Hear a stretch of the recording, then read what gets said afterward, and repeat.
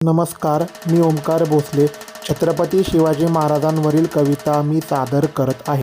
कित्येक दशकांच्या पारतंत्र्याच्या अन्यायानंतर 19 फेब्रुवारी 1630 फाल्गुन कृष्ण तृतीयेला जुन्नर प्रांती शिवाई देवींच्या चरणी राजमाता जिजाऊच्या पोटी एक युग पुरुष जन्मला.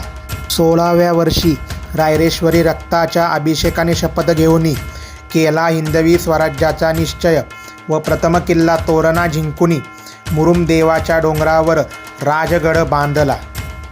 पारतंत्र्याच्या विरोधात पेटवली दगदगती मशाल, मारिले असंख्य हैवान, वापरला गनिमी कावा, त्यामुळे धडकी भरली दुश्मनांच्या काळजात.